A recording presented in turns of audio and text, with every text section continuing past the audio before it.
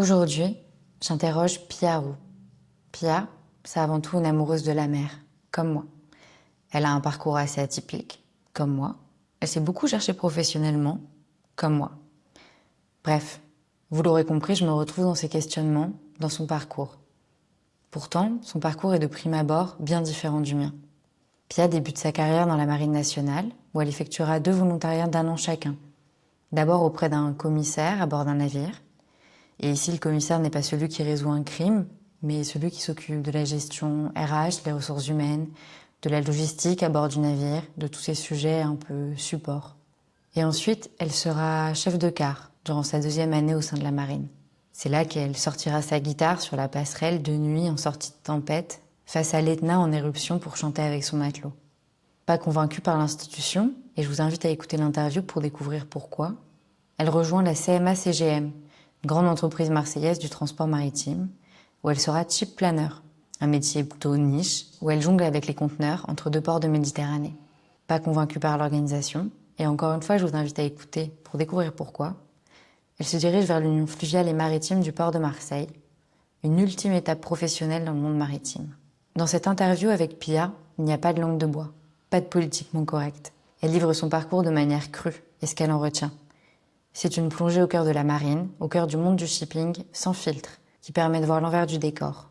Mais c'est son ressenti à elle, son lien à l'océan, son évolution. C'est le genre de parcours atypique que j'adore découvrir, car il fait réfléchir, et j'espère que vous aussi vous l'aimerez. C'est le genre de parcours qui questionne sur les relations à l'océan, sur ce que ça veut dire de vivre de l'océan, mais aussi de travailler avec, sur ce que ça veut dire d'aimer l'océan, sans pour autant vouloir en tirer profit. C'est le genre de parcours qui nous pousse à réfléchir au-delà de la découverte des métiers de la mer. Et pour ça, merci Pia. J'espère que cet épisode un peu particulier vous plaira autant qu'il m'a plu de l'enregistrer.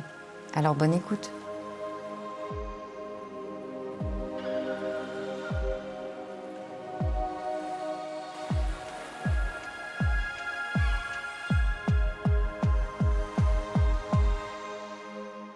Bienvenue dans le Grand Bleu. Je m'appelle Mathilde et je pars à la rencontre de celles et ceux dont la vie est liée à l'océan. Bonjour Pia, merci beaucoup d'avoir accepté de faire cette interview du Grand Bleu. Avant de revenir sur qui tu es et sur ton parcours, est-ce que tu peux me raconter une anecdote qui illustre ton lien à l'océan? Oui, je peux te raconter une anecdote récente. C'était fin octobre. Je suis allée au Havre pour le départ de la Transat Café L'Or, qui avait lieu au moment où il y avait la tempête Benjamin, donc une mer un peu costaud. Et j'étais là-bas avec un copain avec qui j'ai toujours navigué et dont le papa est pilote du port du Havre. Et donc on a eu la chance de pouvoir partir sur la ligne de départ de la course avec un des bateaux des pilotes du port. Donc c'est assez cool parce que quand t'as le bateau des pilotes du port, toutes les interdictions qui peuvent s'appliquer à tous les bateaux un peu ne s'appliquent pas à toi. Et donc on a vraiment pu faire toute la course avec les bateaux qui allaient hyper vite, notamment les gros ultimes. Donc, sauf qu'en fait ce jour-là, la mer était particulièrement déchaînée. Donc rien qu'en sortant du port du Havre, on se faisait tabasser dans tous les sens. Enfin vraiment c'était un peu costaud. Et il faut savoir que moi j'ai le mal de mer. Et donc, je me suis retrouvée à l'arrière de la pilotine. Ces bateaux-là, on appelle ça des pilotines. Je me suis retrouvée à l'arrière de la pilotine, la tête dans un seau, avec à moitié un œil sur les bateaux et l'autre, le nez rivé dans mon seau, en train de vomir, en moitié à rigoler, à vomir en même temps. Enfin, c'était vraiment un truc un peu étrange comme moment et en même temps génial. Et je pense que ça illustre assez bien le lien qu'on peut avoir à la mer parce que c'est pas un monde qui est toujours facile et en même temps c'est hyper grisant et je pense que cette anecdote ça peut vraiment bien illustrer ce lien qu'on peut avoir parfois avec la mer. Qui est hyper ambivalent, où à la fois t'es attiré, t'as envie d'y passer du temps, mais c'est vrai que parfois c'est aussi très hostile Ah et ouais, pas forcément accueillant. exactement. Et donc, t'as le mal de mer, mais t'as quand même commencé ta carrière dans la marine. Et justement, donc, je veux enfin, ton parcours, il est hyper diversifié. T'as fait plein de métiers liés à la mer qui sont très différents. Donc, on va un peu tous les aborder. Donc, on va commencer par le début. Tu fais des études de droit et ensuite, tu choisis d'intégrer la marine. Est-ce que tu peux nous expliquer pourquoi? Qu'est-ce qui a motivé ce choix-là? Est-ce que tu vas faire ensuite dans la marine? Alors déjà, avant de commencer mes études de droit, il faut savoir qu'en classe de terminale, j'avais un seul objectif de carrière, c'était, et c'est très bizarre, de devenir pêcheuse de crabes en Alaska. qui est un métier particulièrement dangereux parce que bon, les conditions en Alaska sur la pêche au crabe, c'est un peu particulier quand même. J'étais méga motivée par ce métier-là. Je sais pas pourquoi, j'avais toujours aimé la mer, je voulais aller en mer. Enfin, ouais. Méga motivée. Évidemment, quand j'ai présenté ça à mon prof principal, j'étais en S. Il a pas trop compris, il a convoqué mes parents. Bref, le rêve s'est un petit peu arrêté là. Et ma mère m'a dit, écoute, Pia, fais quand même des études, ce que tu veux. Et si jamais, à la fin d'une licence, t'as toujours envie de devenir pêcheur, écoute, personne t'en empêchera, vas-y, mais sois un peu raisonnable. Donc bon, raisonnablement, je finis en fac de droit. Et en fac de droit, bon, forcément, la vie étudiante, pas la vie en général, on oublie un peu ce projet-là, même si quand même, il y a toujours des petites piqûres de rappel sur la mer, parce que j'ai pu faire du droit de la mer notamment, et j'avais une prof qui était géniale. Vraiment, elle avait rien à voir avec les autres profs de droit. Les profs de droit, c'est un peu des showman. Ils arrivent, ils sont en costume, tout est bien réglé, et elle arrivait presque en bottes de pêche, avec des cirés improbables à chaque fois. Elle nous racontait ses aventures en mer parce qu'elle avait dû un peu explorer partout. C'est une des seules matières que je travaillais finalement parce que tout le reste, j'étais un peu nulle, on va pas se mentir. Et donc voilà, toute la scolarité, bon, j'ai été quand même jusqu'au M2 et toute ma scolarité en droit, il y avait tout le temps des petites piqûres de rappel, des exposés à faire, je choisissais un sujet maritime. Donc j'avais pas oublié cette histoire de la mer, mais bon, après des études de droit public, c'est un peu compliqué de bifurquer. D'autant qu'en M2, miracle, vraiment, je commence à me passionner pour le droit. Et donc, j'ai envisagé de faire une thèse. Sauf que une thèse, c'est un monde particulièrement théorique. On a un peu le nez dans les bouquins tout le temps. Je sors déjà de 5 années d'études. Enfin voilà, je me voyais un peu devenir rat de bibliothèque et au-delà de la beauté intellectuelle du truc, je me disais qu'il fallait peut-être un peu avant ça faire une petite pause exploration quoi, parce que j'avais peut-être pété un câble dans une université parisienne ad vitam aeternam quoi. Et en même temps, j'ai un de mes copains qui avait décidé lui de rentrer dans l'armée de terre. Et il me dit, mais écoute, tu devrais regarder, enfin, dans toutes les armées, et notamment dans la marine, ils font des contrats de volontariat où tu signes que 1 an dans l'armée que tu choisis. Et bon, en contrepartie, t'es assez mal payé, si on a qui nous écoute et que ça intéresse de faire, faut le savoir. Mais tu signes que 1 an et à la fin de ton année, soit tu restes dans la marine, soit tu repars dans ta vie civile, quoi. C'est un peu l'année de fin d'études, de stage, etc. Et donc je me renseigne et là je vois qu'il existe un truc qui s'appelle le commissariat des armées. En gros, c'est un service qu'on retrouve au sein de chaque armée, armée de terre, armée de l'air et marine nationale, et qui va s'occuper de tout l'aspect un peu plus administratif, juridique, enfin même logistique des armées. Et il y a notamment des commissaires sur les navires. Et en fait, les commissaires, souvent, ce sont des personnes qui ont fait soit du droit, soit une école de commerce, passent le concours, ils deviennent commissaires et après ils peuvent embarquer si leur ancrage c'est Marine nationale. Je découvre que ça existe et que je peux faire 1 an de volontariat parce qu'ils prennent que des gens qui ont fait du droit finalement, donc trop bien. Et donc 1 an de volontariat pour être l'adjointe d'un commissaire à bord d'un navire. Et donc c'est comme ça que l'idée est arrivée. Et j'ai très vite lâché l'idée de la thèse. Je me suis mise à faire du sport parce qu'il y avait pas le choix pour rentrer dans l'armée. Et puis voilà, j'ai fini. C'est comme ça que j'ai fini dans la marine. Et du coup, ça consistait en quoi comme travail au quotidien? Alors, bon, déjà, il faut savoir que je vais parler de la marine militaire parce que la marine marchande, c'est vraiment différent. Mais dans la marine militaire, sur un bateau, une personne, elle a pas que un rôle, elle en a plein. On est à la fois pompier, RH, enfin, c'est vraiment, on a plein de rôles selon les différentes situations du bateau, on va dire. Et donc le commissaire, son métier, on va dire normal, c'est de gérer les services RH du bateau, parce que sur les bateaux, enfin par exemple moi sur mon bateau, on était 180 marins, donc c'est forcément des vacances à gérer, je sais pas, des changements d'affectation, des gens qui veulent partir, des gens qui veulent arriver, des gens qui veulent essayer d'aller sur un autre bateau. Enfin, bref, beaucoup de RH à faire. Il y avait aussi tout l'aspect secteur des vivres, parce que tout ce petit monde, faut bien le nourrir, donc ça implique de gérer des cuisines et en même temps toutes les commandes de nourriture qui sont différemment faites selon les escales, etc. Donc il y a l'aspect vivre, aspect RH, l'aspect un peu moins fun mais comptable parce qu'il y a quand même des factures. Et puis tout l'aspect aussi relations publiques et communication, parce que un navire, surtout en escale, c'est un peu une vitrine de la France. Enfin, il y a un côté très diplomatique dans les escales de la marine française. À chaque fois, à bord vont monter, je sais pas, un ambassadeur, un maire d'une ville où tu es. Enfin, ça peut être un peu tout le monde et n'importe qui, différents types d'autorités. Ça peut être aussi des scolaires qui veulent découvrir ce monde-là. Et donc, le service commissariat, il va servir à vraiment à faire le lien entre civil et militaire. Et c'est un peu les rois du protocole et tout ça. Et donc, moi, j'étais l'adjointe du chef de ce service-là. Et t'es embarqué sur quoi comme navire? Et le premier, j'ai fait 2 navires, et le premier, c'était un ravitailleur qui, aujourd'hui, malheureusement, n'existe plus. Il s'appelait la Marne. C'était un vieux bateau de 1986. Et ça se ressentait que c'était un vieux bateau. Il y avait un esprit un peu de pirate sur ce bateau. Puis au-delà de ça, tout cassait tout le temps. Enfin, c'était un peu chaotique, la Marne, et en même temps c'était génial puisque ça donnait un truc où c'était que des vieux marins. Enfin, il y avait une ambiance un peu bourrue à bord. Moi, j'aimais bien, c'était très cool. Du coup, ils l'ont mis à la retraite. Ils l'ont mis à la retraite actuellement. Je crois qu'il est en train de mourir dans la rade de Toulon. Il protège Charles de Gaulle des vagues, je crois. C'est un peu triste, mais Ah oui. c'était amusant. Ils utilisent comme digue. Ouais, exactement. Bah, c'est le destin des bateaux qui désarment. Et là, maintenant, ils en ont des nouveaux, des ravitailleurs. Dans la marine, il y a plusieurs bateaux. Enfin, ils sortent plusieurs bateaux de la même classe. Et je pense que tous les bateaux de cette classe-là, maintenant, ils doivent avoir des armées.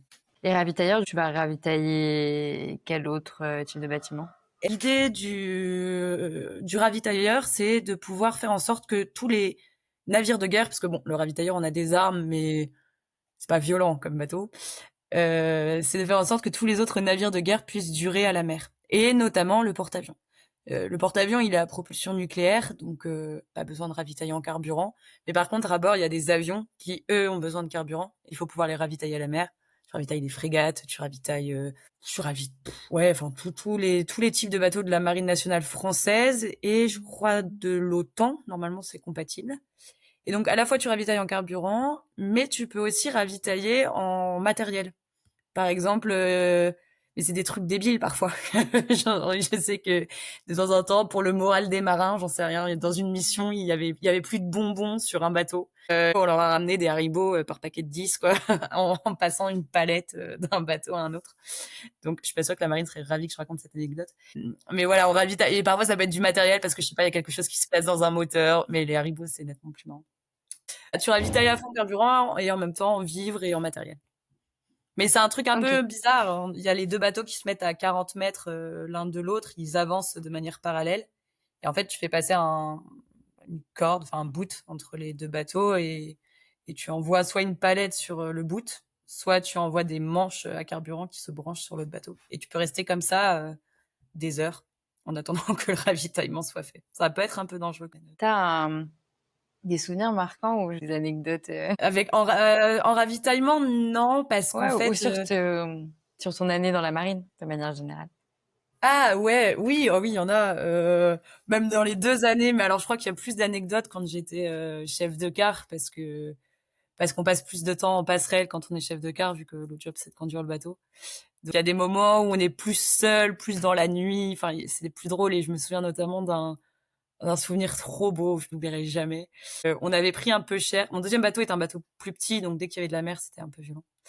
Et on avait pris un peu cher pendant 3 jours. Enfin, c'était la tempête en Méditerranée, c'était un peu l'enfer. Et dans la nuit, au moment où je prenais mon quart, donc entre minuit et 4 heures, je crois, on arrivait pour se cacher à l'abri de la Sicile. Finalement, après avoir été tous malades pendant des jours et des jours. Donc je monte prendre mon quart et magnifique, on arrive devant, enfin caché derrière la Sicile. L'Etna était en éruption. Derrière nous, t'avais des éclairs de partout parce que c'était encore la tempête en mer. Et en même temps, en face, la lune se dégageait. Enfin, c'était vraiment une atmosphère, mais de dingue. Et moi, comme j'étais pas très militaire, que j'étais un peu une artiste, J'ai été chercher ma guitare et on s'est retrouvé avec mon matelot qui était censé conduire le bateau en train de chanter des chansons devant l'Etna en éruption dans une ambiance méga lyrique. Ça a été génial. Franchement, je croisais les doigts pour pas que le commandant monte. Et on avait quand même un œil sur les radars, mais c'était magnifique comme souvenir. Et t'avais le droit d'embarquer ta guitare d'abord. Et j'avais le droit d'embarquer ma guitare parce que on vit à bord. Donc, t'as quand même une vie un peu en dehors du boulot, bon, qui est très légère, mais c'est important parfois de pouvoir se détendre. Donc, j'avais toujours ma guitare à bord. J'étais pas censée l'emmener en passerelle. Ta première année, t'étais adjointe commissaire. Et ensuite, t'es passée chef de car, c'est ça? Quand j'étais commissaire, en fait, j'aidais le commissaire, mais on va pas se mentir, j'avais quand même pas mal de temps. Et du coup, j'avais demandé à pouvoir un peu découvrir le département plus opérationnel du navire. Je me retrouvais à faire du car avec les adjoints de car. Donc, on est en passerelle, on trace les routes, on surveille les radars. Et en même temps, j'étais aussi officier de car aviation. Donc, en gros, en charge de faire atterrir les hélicoptères. Parce que parfois, sur des bateaux, on a des hélicoptères. Ils atterrissent à l'arrière du navire. Il faut quelqu'un pour faire le lien entre l'arrière du navire et la passerelle qui conduit le bateau pour la sécurité. Et donc, j'avais fait ça aussi. Et donc, ça m'avait fait un peu découvrir tout cet aspect plus vraiment, enfin vraiment opérationnel quoi. On n'est pas en train de réfléchir, on fait des actions, ça déroule, on travaille la nuit. Et je m'étais dit bon c'est quand même dommage de faire 1 an dans la marine et à l'issue de même pas être capable de faire du bateau. Je me suis dit bon allez on va réitérer l'expérience. Et la deuxième année j'ai postulé donc deuxième volontariat, même principe, mais cette fois pas commissariat, vraiment marine nationale, pour être chef de car. J'ai fait une formation de 4 mois à l'école navale à Brest. Ou vraiment, parce que ça s'invente pas quand même. Et après, j'ai été affectée sur un plus petit navire qui s'appelait la Loire. Cette fois, c'était un remorqueur, mais plutôt type remorqueur de haute mer. Et là, je me suis retrouvée chef de car sur un bateau qui avait rien à voir avec le premier bateau, beaucoup plus petit, une ambiance complètement différente, des missions complètement différentes.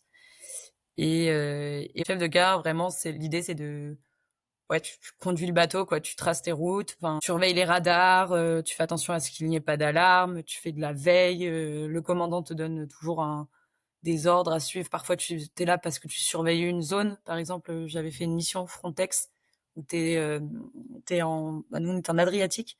Et l'idée, c'était de spotter les embarcations de migrants qui étaient ramenés par des passeurs pour éviter que les gens meurent en mer, parce que c'est un peu triste, mais ça arrive pas mal, surtout dans ces zones-là. Quand on était de car, forcément, on était avec les jumelles tout le temps à surveiller les embarcations qui avaient l'air un peu bizarres. Est-ce qu'il n'y avait pas un voilier qui était un peu trop bas sur l'eau? Est-ce qu'il n'y avait pas des bateaux un peu trop rapides? Dans ce cas-là, c'était plutôt trafic de drogue. Donc voilà, le car, c'est vraiment pendant 4 heures ou 3 heures, ça dépend des heures. Mais on est sur la passerelle, enfin dans la passerelle du bateau et on bouge pas. Et parfois c'est intense et parfois c'est long. Mais long. La nuit surtout, ça peut être très très long. C'est des cars qui sont hyper courts, je crois 4 heures. Parce que j'ai interviewé aussi un ancien sous-marinier. Et lui, les cars qu'il avait dans le sous-marin étaient beaucoup plus longs. C'était des cars soit de 8 heures, soit de 12 heures. Ah, écoute, tu m'apprends quelque chose, je ne savais pas. Le pourquoi du comment, je pourrais pas te dire. Mais en fait, je sais pas si dans les sous-marins, ils font du car exactement comme en surface. Ce que je sais, c'est que 3 ou 4 heures de car, c'est pas court. Parce que car chez nous, c'était 8h midi, midi 15h, 15h 18h, 18 20h, 20h minuit, minuit 4h, 4h 8h. Et tu vis comme ça en permanence. Et en fait, quand t'es 4 heures dans ta passerelle, les yeux rivés sur tes radars, enfin surtout, tu vois, par exemple, le Zérac, c'est le quart de minuit à 4 heures. On appelle ça Zérac parce que 0 à 4. Il est hyper dur. Souvent, t'as pas réussi à dormir avant. Tu vas pas forcément dormir après. Enfin, tu vas dormir après, mais le matin, t'es réveillé à 7 heures. Donc, en fait, t'auras dormi 2h30, 3 heures. Et t'es éclaté, quoi. Rester plus de 4 heures en passerelle, pour la sécurité nautique, c'est dangereux. Ça peut arriver que tu fasses plus de quart parce qu'il y a un exercice en cours, il y a un truc, enfin une urgence, j'en sais rien.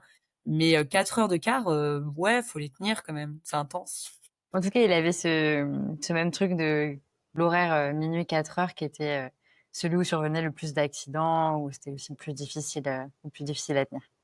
Ah ouais, enfin franchement, c'est dur. Et puis en plus, dans la marine nationale, je sais pas trop pourquoi, on fait un truc qui est, enfin si, c'est une question d'égalité, mais En gros, les gens ne gardent jamais le même quart. Donc, une journée, tu vas faire le minuit à 4 heures, et le lendemain, tu feras le 4 heures, 8 heures, et puis ça décale comme ça. Et tu fais un quart la nuit souvent et un quart le jour. Ça dépend comment tu tournes. En général, c'est comme ça. Et en fait, du coup, tu prends jamais un rythme. Parce que une nuit, il faut que tu te couches méga tôt. Le lendemain, il faut que tu te couches méga tard. Un jour, t'as pas le temps de faire la sieste, qui est essentielle sur un bateau. Le lendemain, le lendemain, tu peux faire 3 heures de sieste. Enfin, c'est n'importe quoi. Et du coup, enfin, c'est n'importe quoi. Enfin, c'est l'armée, c'est carré. Mais tu prends pas un rythme. Et du coup, t'es vraiment mais éclaté. Alors que dans la marine marchande, eux, ils font des quarts réguliers. Donc, par exemple, sur un bateau de la marine marchande, en général, les seconds vont faire le quart entre 20 heures et minuit. Et tout le monde a son quart et ils gardent leur quart tout le temps. Et quand ils sont pas de quart, bah, ils peuvent dormir. Ils ont un peu de boulot administratif, mais pas tant que ça. Et alors que dans la marine nationale, non, le rythme, c'est tout le monde à 7h30 est à l'appel. T'as fait ton quart, t'as pas fait ton quart, t'es là, quoi qu'il arrive. C'est vraiment spécial. T'as un rythme qui est bizarre, quoi. Euh, En dehors du monde, en dehors du temps, alors que déjà, t'es pas relié au monde parce que pas de wifi sur les bateaux, il y a pas de réseau, il y a pas internet, il y a rien, quoi, donc t'es vraiment coupé du monde. Déjà, t'es coupé du monde, en plus de ça, tu vis pas au même rythme que le monde. Enfin, quand tu rentres à terre après une mission qui a duré ne serait-ce qu'un mois, t'as l'impression d'avoir loupé quelque chose, quoi. C'est vraiment bizarre. Bah, t'as vécu une vie un peu en parallèle, quoi, dans un monde qui est complètement différent. Ouais, c'est ça, c'est ça. T'es Et vraiment, c'est des missions de combien de temps? c'est hyper variable. Tu vas pouvoir partir en mer. Tu vois, par exemple, je sais pas, ton bateau, il a été en arrêt technique parce qu'il y avait des trucs à refaire dessus, etc. Et tu dois partir pour, après les réparations, faire les essais en mer. Tu peux partir que 3 jours. Tu pars parce qu'il y a un exercice avec toute la flotte. Moi, j'étais à Toulon, donc toute la flotte toulonnaise. Tu peux partir que 5, 6 jours. Enfin, tu vois, tu pars le lundi, t'es de retour le samedi matin, comme ça, tout le monde a son week-end, content. Comme tu peux partir 2, 3, 4, 5 mois. C'est vraiment hyper variable et ça dépend beaucoup de sur quel bateau tu es. Quand tu es sur un plus petit bateau, en général, tu partiras vraiment moins longtemps. Alors que typiquement, si t'es sur le Charles de Gaulle, le porte-avions, t'es sûr qu'il y aura au moins un moment dans l'année où tu vas pas être là pendant 3 mois, quoi. C'est hyper variable, puis ça dépend aussi des actualités. Par exemple, moi, je me souviens, quand j'y étais, il y avait un porte-hélicoptère qui était censé, ça y est, les vacances commençaient, puis il y a eu l'explosion au port de Beyrouth, et les mecs, ils sont repartis dans la foulée. Mais maintenant, la marine, ils ont créé des doubles équipages, un peu comme sur les sous-marins. Sur les sous-marins, il y a un équipage pendant 3 mois, je crois, puis un autre équipage pendant 3 mois. Et ben maintenant, ils ont fait ça aussi sur les bâtiments de surface. Et ce qui est pas mal, parce qu'avant, en fait, il y avait des marins qui pouvaient ne pas être chez eux pendant 8 mois de l'année, quoi. Donc c'est un peu énorme. Et le fait d'avoir ces doubles équipages où t'es sûr que t'as un moment à terre, t'es sûr que t'as un moment en mer, au moins quand t'es à la maison, t'es à la maison, quoi. Oui, c'est sûr, c'est plus équilibré. Exactement. Que tu retiens des 2 années que t'as fait dans la marine et pourquoi t'as pas continué? Que c'était une très bonne expérience avec ce que ça implique de bien et de mauvais. Parce que ça a été, ouais, d'abord, je pense que ça a été un peu une grande claque, dans le sens où moi, j'arrivais de la fac parisienne, donc en plus, c'est un monde un peu élitiste, en même temps très libre, où on a un peu le droit de faire ce qu'on veut quand on veut. Et puis en même temps, quand il faut raisonner, on raisonne loin, on raisonne beaucoup, on lit beaucoup. Un monde un peu cultivé. Puis là, t'arrives sur les bateaux et c'est pas le même monde, quoi. C'est vraiment pas le même monde. C'est un monde euh, beaucoup plus terre à terre, beaucoup plus pratico-pratique. Et en fait, toi, tu te sens vraiment con les 2 premiers mois en général parce que tu sais rien faire, en fait. T'étais vraiment un abruti fini qui a passé son temps dans les livres et quand il s'agit de prendre une manche à incendie et de la dérouler, t'es pas foutu de le faire correctement, quoi.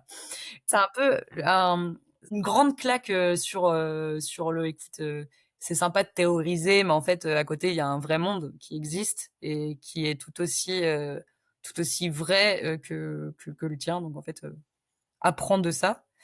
Un petit côté aussi, ouais, pas d'humilité, mais de trucs où en fait il y a un truc il y a une nature que t'as vue plus forte que toi, et en fait t'es personne, quoi. T'as beau avoir, enfin les plus grands marins du monde, j'ai vu des commandants faire de la merde, j'ai vu des mecs qui étaient hyper bons faire un peu de la merde et mettre les gens en danger, enfin sans que ce soit un danger de mort, hein, mais créer des situations un peu dangereuses parce que en fait la mer est plus forte que toi, quoi. Et tant que tu y as pas été en mer, je pense que c'est un truc que tu ressens pas. Et puis en même temps, donc ça plutôt positif parce que ça, enfin, j'en ressens avec plein d'expériences, et devoir s'adapter en permanence au nouveau boulot qu'on attend de toi, hyper cool. Et en même temps, il y a des côtés un peu moins positifs. Notamment, je trouve que parfois la vie en équipage, c'est pas simple. Euh, alors quand on est dans un grand équipage, bon, ça se fond un peu plus dans le truc. Deuxième bateau, j'étais sur un plus petit équipage. Et franchement, parfois, on s'entend pas très bien avec les gens. Et les gens, il va falloir les supporter longtemps, tout le temps, dans tous leurs états. Et là, faut une résilience, enfin, faut s'accrocher un peu. Et moi, ça, ouais, ça m'a pas trop plu. Enfin voilà, le côté où vraiment t'as pas forcément les meilleurs êtres humains et le meilleur de l'être humain en permanence, et ça peut être chiant. Donc voilà. Et puis au-delà de ça, la marine, je trouve que c'est un monde dans lequel les gens donnent beaucoup, et parfois ils donnent beaucoup dans le vide. Encore une fois, si quelqu'un m'entendait dire ça, je me ferais frapper, mais enfin c'est pas très grave.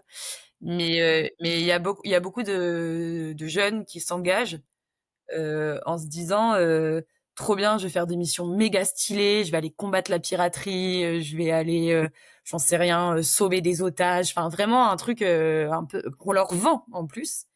Et en fait, euh, et en fait, souvent tu pars faire des exercices. Et t'es pas là chez toi, tu loupes des mariages, des anniversaires, tu loupes toute une vie qui t'appartient pour aller faire un truc pour ton pays. Et quand ça a du sens, ça s'entend. Quand c'est pour aller quadriller une pauvre zone qu'on connaît par cœur, parce que pendant 3 mois, parce qu'il faut absolument qu'il y ait un bateau, ben c'est un peu frustrant. Et ça fait partie des raisons pour lesquelles je suis partie, parce que je me voyais pas vivre comme ça. Enfin, je me voyais pas ne pas vivre entre guillemets dans le monde des vivants. Je sais plus qui disait qu'il y a les vivants, les morts et les marins. Je trouve que c'est très vrai. Les marins, t'es un peu entre les deux.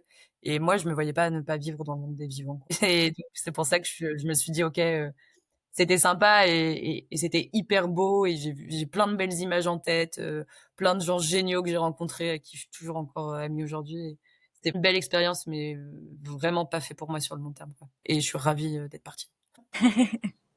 Le sacrifice était trop gros par rapport au moment où tu te sentais utile. Ouais, vraiment. C'est vraiment ça. Et ce qui peut donner effectivement des petites envies de privé, où on se dit, bah peut-être ce sera un peu moins grand, ce sera un peu moins beau, mais je serai toujours dans un milieu que j'aime bien parce que j'adore les bateaux et machin, et en même temps j'y trouverai plus mon compte parce que je pourrais avoir une vie, je pourrais être posée, et puis aussi il y avait ce truc où c'est super sympa, ouais, d'avoir une vie complètement extraordinaire. C'est vraiment cool de voir des choses que tu vois jamais, enfin ouais, des souvenirs d'hélicoptères en pleine nuit, de sauvetage d'un mec à l'eau, enfin ouais, c'est génial de voir ça. Mais en fait, si à la fin tu le partages avec personne, c'est super de faire des escales de dingue, mais s'il y a personne que t'aimes à côté de toi, enfin, et c'est un peu naze, quoi. Et enfin, une vie extraordinaire, ok, mais alors soit en la partageant, soit en aimant profondément le quotidien que t'apporte cette vie extraordinaire.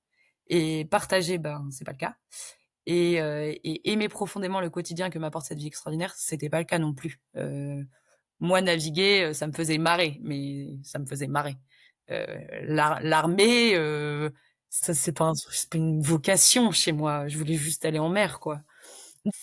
À la fin, on se demande un peu ce que je fous là. Et d'ailleurs, quand j'ai dit à mon commandant que je voulais partir, il a rigolé. Il me dit, ouais, je pense que c'est bien pour tout le monde parce que t'es ingénieur. C'est vrai que j'avais rien à faire là, quoi. Donc Ah voilà. oui, mais Donc lui, tu t'as dit t'es ingérable. bah ingérable, oui. Enfin tu vois, c'est l'épisode de la guitare, quoi. C'est en gros moi j'en ai, enfin le prestige de l'uniforme, les trucs comme ça, je m'en fous en fait.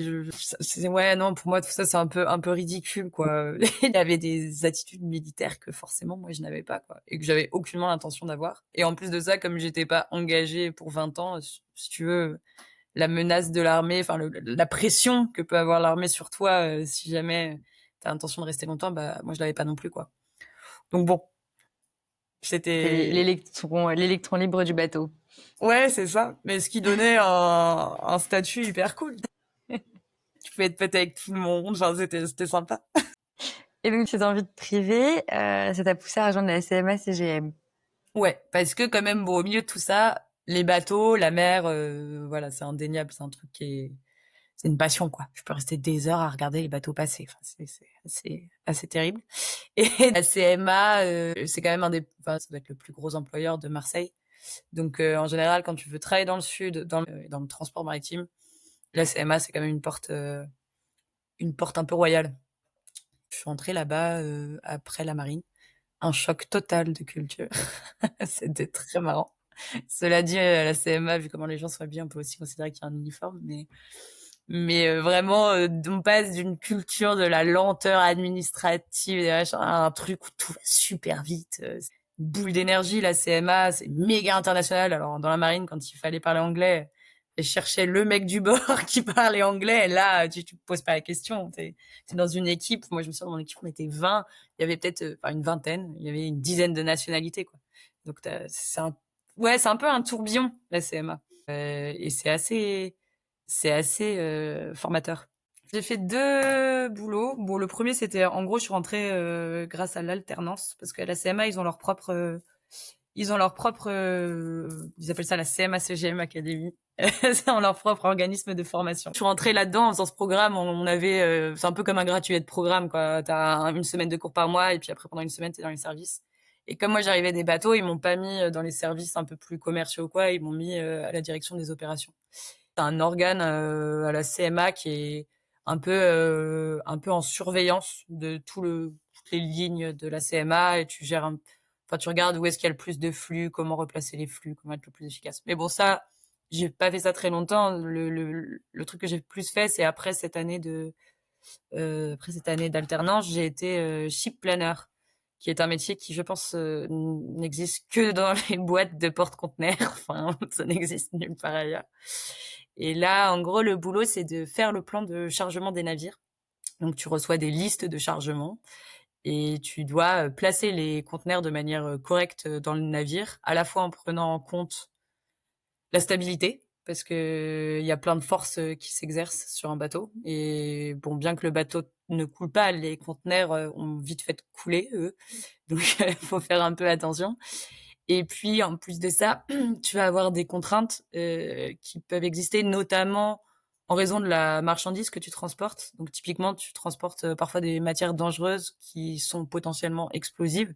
Et donc, faut pas les mettre à côté d'autres matières potentiellement explosives. Faut faire attention à comment tu les places sur le navire.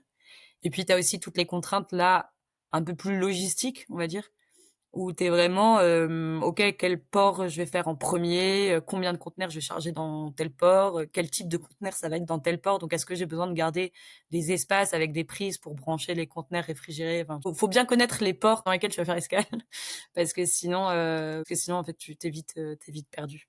C'est peut-être un peu flou, mais une entreprise dans le transport maritime de conteneurs. Je précise bien de conteneurs parce que en liquide, par exemple, ça va être différent.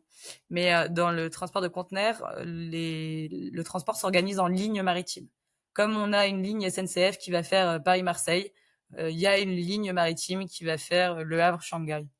Et en gros, il y a ces grandes lignes maritimes qui sillonnent le monde. Et au milieu de ces grandes lignes maritimes, les entreprises ont créé des grands ports qu'on appelle maintenant des hubs, et dans lesquels les grandes lignes maritimes qu'on appelle les mainliners vont déposer le cargo qui va être ensuite redistribué par des plus petits navires que eux on appelle des feeders, et qui ont les possibilités de rentrer dans les ports, parce que un grand navire dans le port, j'en sais rien, dans un petit port algérien qui n'a même pas de grue, qui a un tirant d'eau de 5 mètres, ben non, ça rentrera pas, quoi. Donc c'est des bateaux qui ont plus de capacité, qui sont plus petits, plus manœuvrables, quoi. Et ces petits bateaux vont se charger de la dispatch régionale. On va retrouver, par exemple, un gros réseau de feedering en Méditerranée, mais comme on peut avoir un gros réseau de feedering dans les Antilles, enfin dans tous ces endroits où c'est des petites mers, mais en même temps dans lesquelles il y a pas mal d'échanges et pas mal de commerce. Et je planais des petites lignes de feeder dans la Méditerranée. Ok. T'as quelques chiffres sur, par exemple, le nombre de bateaux que tu planais, ou un truc un peu pour qu'on se rende compte en fait de ce que ça représente à En l'échelle plus volume, globale. Ouais. alors c'est dur parce que le transport maritime, c'est tellement déraisonnable en termes de volume que même quand tu donnes des chiffres, les gens ne visualisent pas le truc, tu vois.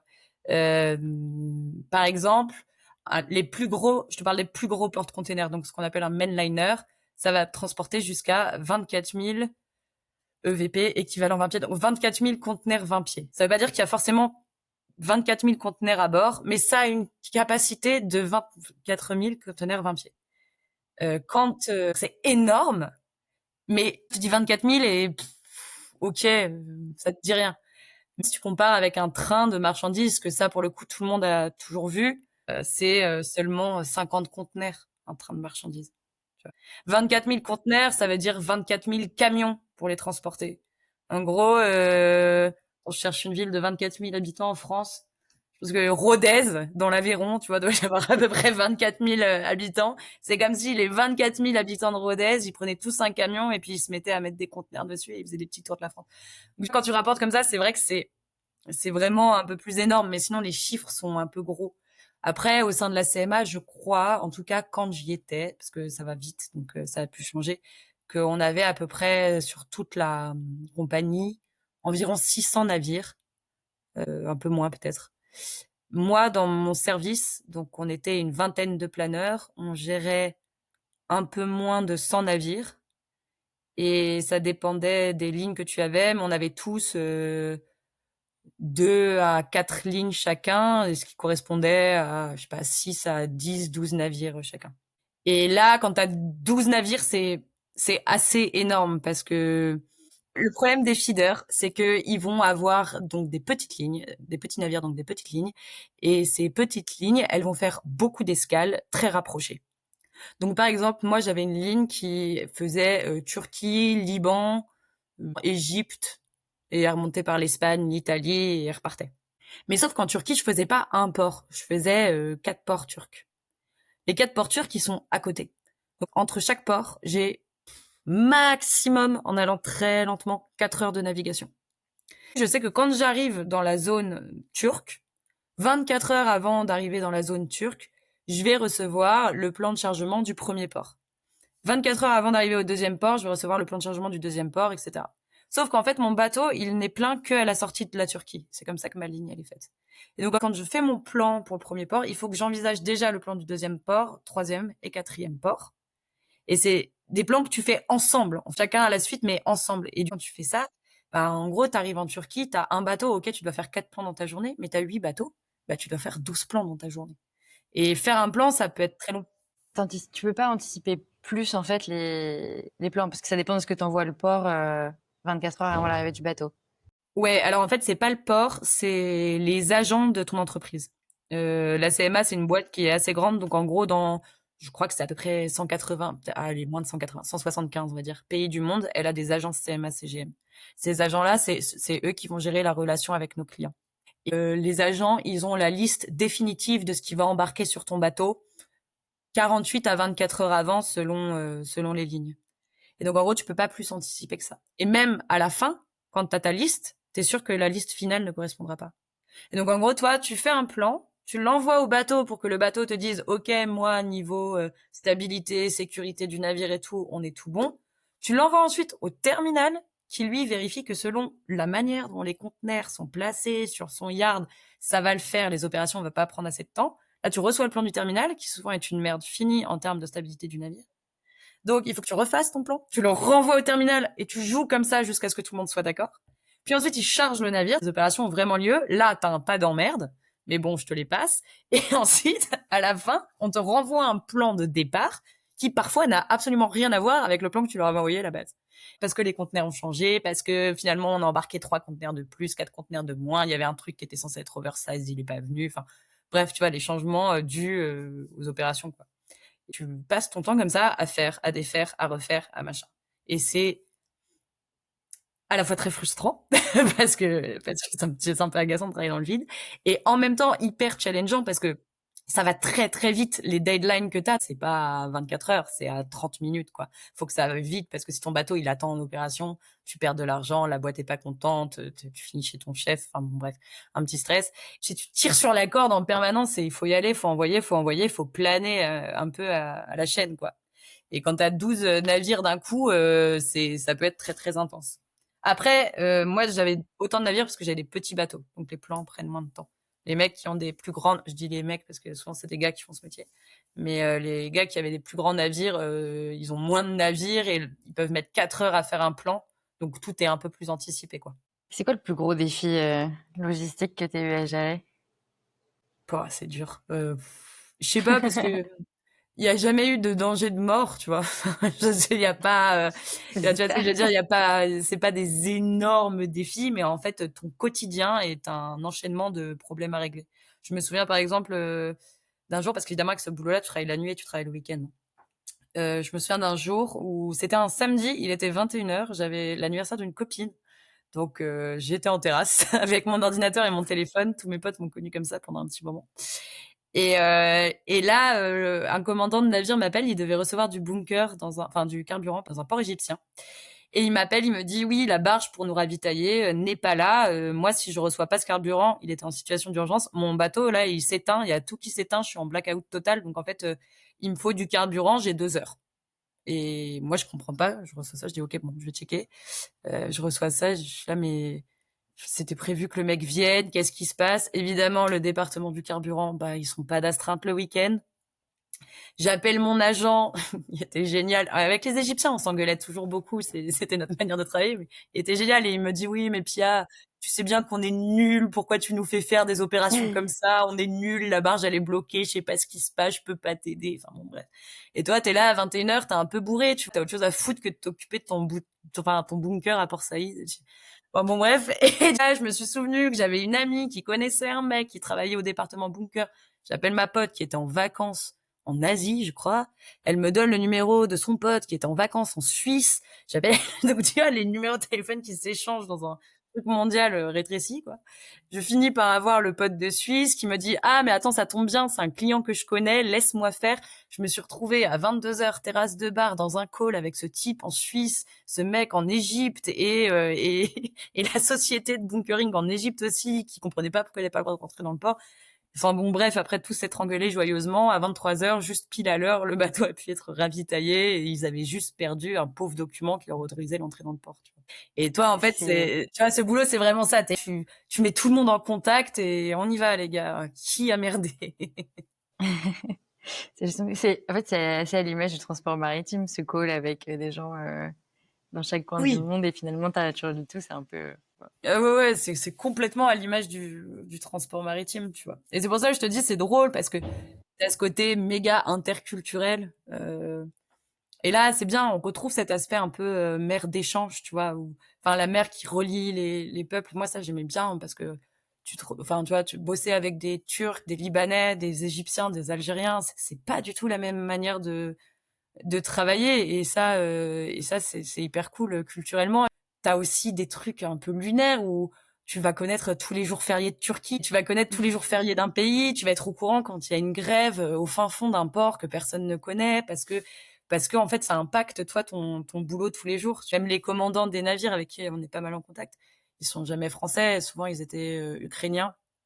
J'ai eu des commandants égyptiens aussi. Enfin, donc en fait, tu es en permanence en relation avec des gens du monde entier. Et ça, c'est un truc que le transport maritime fait assez bien. Pourquoi t'as quitté la SMA CGM? Puisque la dernière, enfin pas la dernière étape, mais dire la prochaine étape de ton parcours des métiers liés à la mer, c'était de rejoindre l'Union fluviale et maritime de Marseille. Ouais. Euh, Qu'est-ce qui te Euh, motive cette fois? ben, on va commencer à penser que je suis quelqu'un de plutôt instable, mais en fait, c'était beaucoup de stress. Et au départ, c'est très exaltant, le stress. À la fin, c'est très épuisant, le stress. Et en plus de ça, en fait, c'est un métier où on règle énormément de problèmes. On passe notre temps à régler des problèmes. C'est ça qui est le challenge du début, quoi. C'est de réussir à tout régler. Une fois que tu as eu tous les problèmes possibles, que tu as fait toutes les lignes, que tu formes tous les nouveaux, ben, les problèmes, c'est toujours les mêmes. Et comme tu bosses pas le fond du problème, bah, le problème, il sera jamais réglé. Et t'as pas le temps de le faire, et c'est pas ton job de le faire.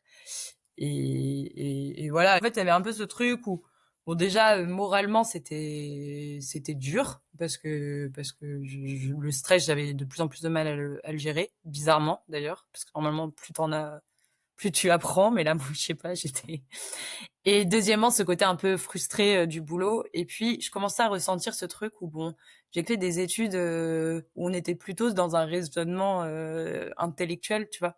Et là, moi, ça faisait, à partir de ce moment-là, 5, 6 ans que j'étais tout le temps sur le terrain et je ressentais un peu un besoin plus de, je sais pas, de réfléchir, de régler les choses à plus long terme, d'être moins dans le quotidien et un peu plus dans la stratégie, quoi.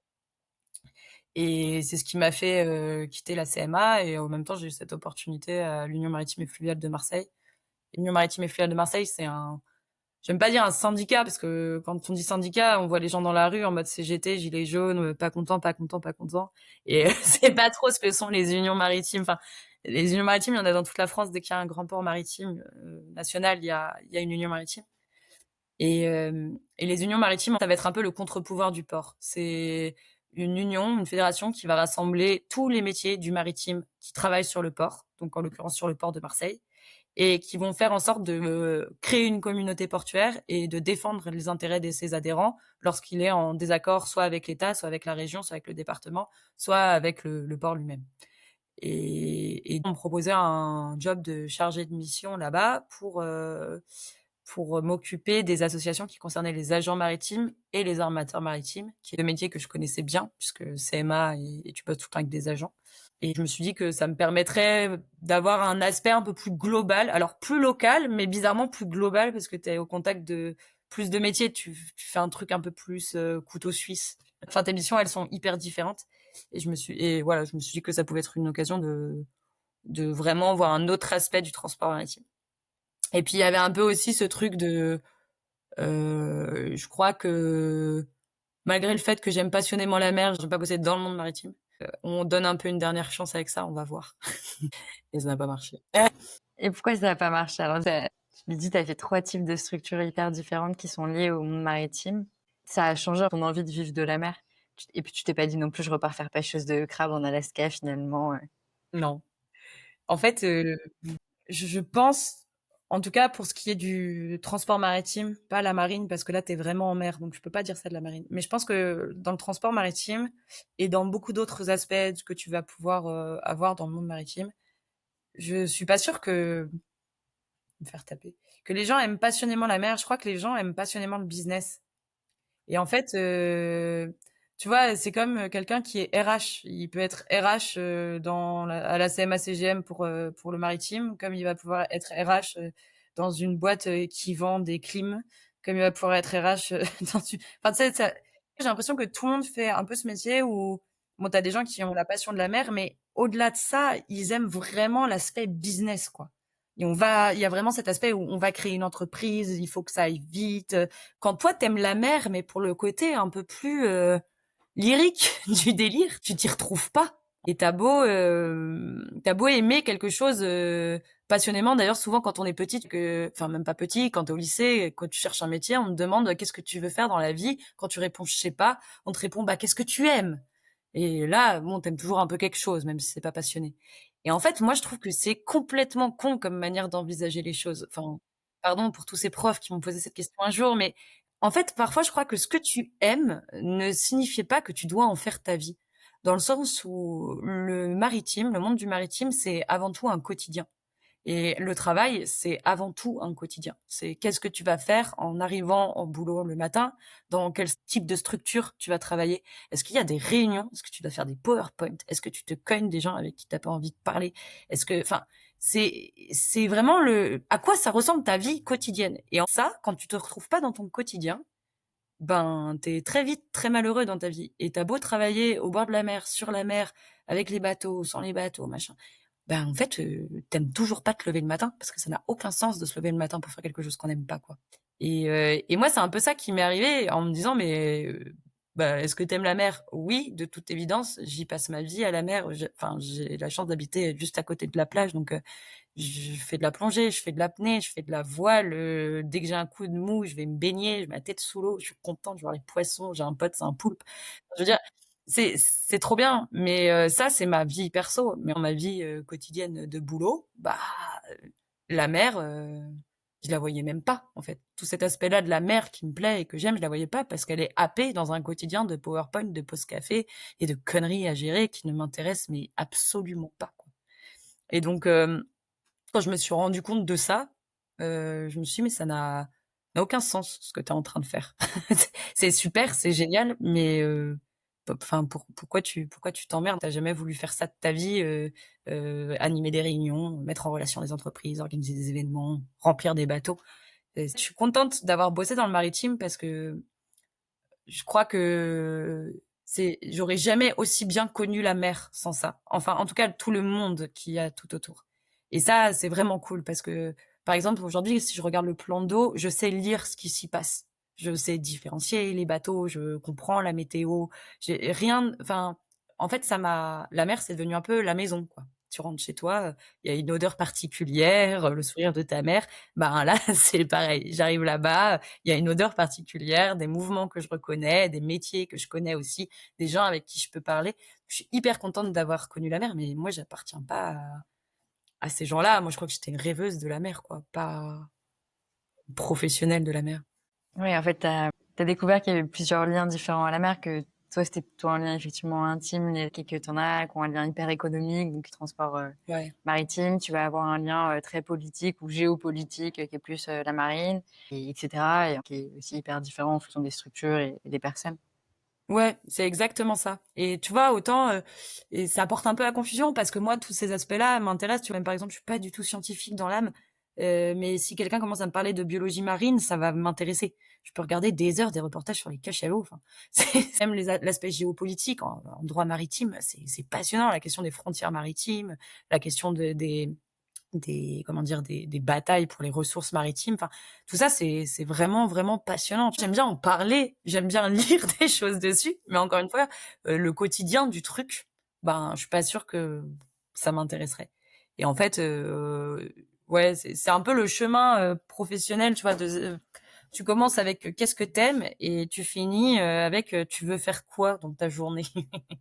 Et je pense que c'était une manière un peu plus, enfin aujourd'hui en tout cas c'est la manière qui me correspond le mieux de me poser un peu cette question-là et d'abandonner la mer. Je suis sûre que j'y reviendrai un jour d'une autre manière, mais d'abandonner en tout cas ce monde maritime qui est ouais trop stressant, trop oppressant, trop business, trop et de retourner à cet amour un peu plus enfantin que je peux avoir de la mer et avec qui enfin qui est vraiment dans mon quotidien en permanence, quoi.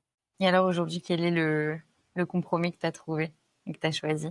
Et ben là, actuellement, je prépare l'agrégation de géographie, qui en soi est encore un drôle de défi parce que c'est pas si simple, ce concours. Et Non. parce que bon, j'ai toujours voulu finir prof. De toute façon, j'ai toujours dit que je finirais prof. J'ai 2 parents profs, ça a toujours été, voilà. Mais sauf que quand t'es prof, bah, il y avait pas la mer. Donc là, je stop, ça suffit. Donc je prépare ce concours-là. En plus, quand même, dans la géographie, surtout dans les programmes actuels et dans la mouvance actuelle politique des programmes où on veut remettre un peu la mer au milieu des trucs. Il y a quand même beaucoup d'aspects maritimes.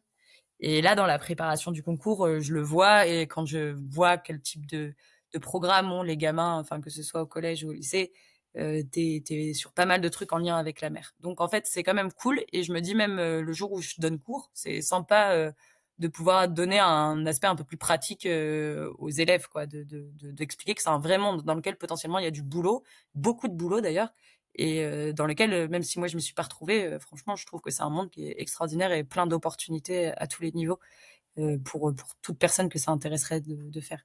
Donc, je retrouve quand même un peu ce truc-là. Et puis, deuxièmement, et là, à titre purement égoïste, en tant que prof, t'as beaucoup de temps. Temps pour Beaucoup de toi parce que vacances. voilà, t'as beaucoup de vacances. Et donc, qui dit beaucoup de vacances dit assez de temps justement pour pouvoir faire de la voile, de la plongée, m'intéresser à quelque chose, écrire des histoires. Ça, c'est pareil, c'est un truc que j'aime bien faire. Bref, tout un tas de hobbies liés surtout à la mer que je pourrais faire alors que je ne pouvais pas forcément, enfin, je n'avais pas forcément le temps de les faire quand je bossais dans le maritime. Et c'est un peu le paradoxe du truc. Donc voilà, c'est mon petit compromis à moi et ça me convient très bien comme ça. Ça doit être un bon compromis. Et puis là, tu diras pas à tes élèves qu'est-ce que t'aimes pour les aider dans leur future orientation. Ah non, c'est une question que je ne poserai pas. Ça, c'est clair. Merci beaucoup, Pierre. Une dernière question, c'est est-ce que tu as une recommandation de lecture? Bah écoute, oui, parce que j'ai écrit un livre, donc le mien. Ça s'appelle Marguerite, le sage et la calanque. C'est pas directement en lien avec la mer, mais ça se passe à Marseille, dans le fin fond d'une calanque. Donc l'ambiance méditerranéenne est extrêmement présente.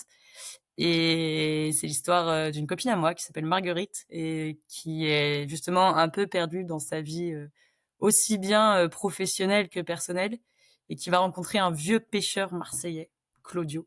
Et ensemble, ils vont vivre une belle histoire d'amitié qui va un peu changer la vision de la vie que peut avoir Marguerite. Le parcours de Marguerite ou c'est le tien? C'est le parcours de Marguerite, mais c'est pas Marguerite qui a écrit. Donc on s'y retrouve toujours un peu. Et sinon, vraiment, pour les amoureux de la mer, je conseille quand même un truc qui s'appelle Les Vents de Méditerranée de Fabrice Fiori et qui est un livre qui explique un peu tous les types de vents que l'on retrouve dans la Méditerranée, le Mistral, le Sirocco, enfin tous ces vents-là, avec leurs légendes, leurs liens aux civilisations, les parcours de voile qu'il peut y avoir derrière. Et c'est hyper intéressant, très bien écrit. Et quand on aime bien le vent de manière générale et la mer, ça peut passionner un peu. Ok, super. Merci beaucoup pour ces recommandations et pour l'interview. Avec plaisir, merci à toi.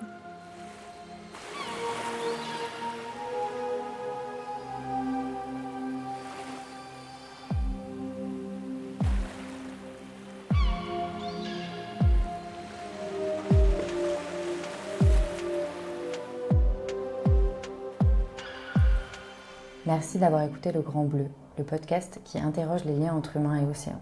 Si cet épisode t'a plu, n'hésite pas à l'aimer, le partager et à t'abonner.